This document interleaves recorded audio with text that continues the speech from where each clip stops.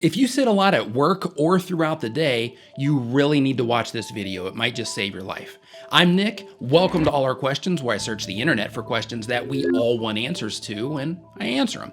Today's question is sitting bad for you? We're gonna find out, and we're starting right now. When you think about how we live our lives these days, a lot of our time is spent just sitting down. Even if you do make the effort to go to the gym or play sports, a normal day will begin by waking up, sitting in the car to go to work, or sitting in a subway or on a train or however else you get to work, hanging out at work all day for at least 8 hours, and then returning home to sit on the sofa until it's time for us to go to sleep. So how is all this sitting down affecting our health?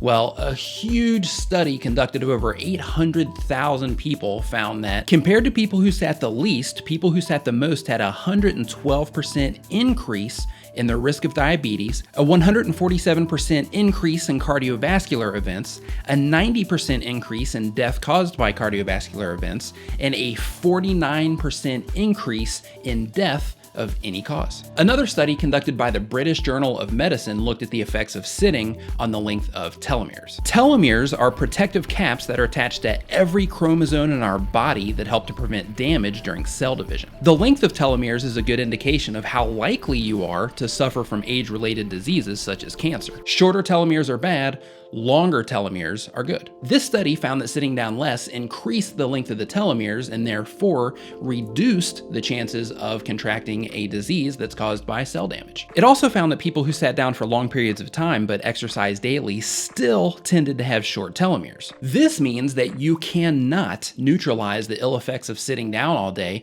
by doing short bursts of exercise, unfortunately. Here comes the most important part of this video.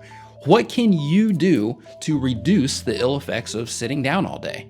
Well, the simple answer is stand up more. By standing up, you activate your large skeletal muscles, which is thought to impact the body's metabolism and decrease the levels of unhealthy fat in your body. You should make an effort to stand up at least one time every 30 minutes for a couple of minutes to reduce your chances of having a major health issue in the future due to the amount of time that you sit. By standing on the train, walking to your coworker's desk instead of emailing them, and swapping time in front of the TV for a short walk, you could literally add years to your life expectancy. Personally, I switched to a standing desk within the last few months, and I have to say it has been wonderful for me. My focus has increased. I found that I have more energy. I also don't waste as much time sitting in front of the computer doing nothing because, when it's time for me to take a break, instead of zoning out on Reddit or something, I'll go sit down somewhere and think about whatever it is that I'm working on, which has also helped me considerably. If you are interested in converting to a standing desk, I will put some information about that down in the description below. But keep in mind, you don't have to go and buy some fancy standing desk in order to get all of this stuff worked out. For me, where I am, in order to get a standing desk, I actually would have to import one, and I'm just not going to do that. So what I did, I'm actually just going to take you in there and show you. Okay, you might recognize this from the Did You Know series. This is actually my actual workspace, and this is my standing desk. Because it's expensive where I live to import a nice quality standing desk, I went the do-it-yourself route, and I put this thing together, and I'll show you what I did. Okay, basically in a nutshell, I took the top off of my sitting desk, and I knew that I was going to use that. I actually want to get a larger one so I can extend it out, further over here to give me just a little bit more room for my laptop. Down on the bottom here, all that is just two shelves that I put together. It cost me a total of like $60 for the bottom shelf, say $45 for the top part. So we're talking a little over $100 to possibly add years to my life. And one thing I recommend, if you look here, is I have a little mat that I stand on. These are actually kids' play squares.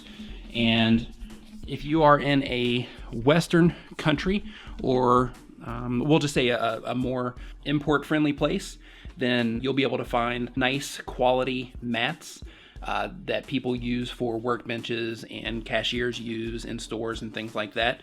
I highly recommend picking those up, because if not, the transition from sitting all day to standing is going to be brutal for you.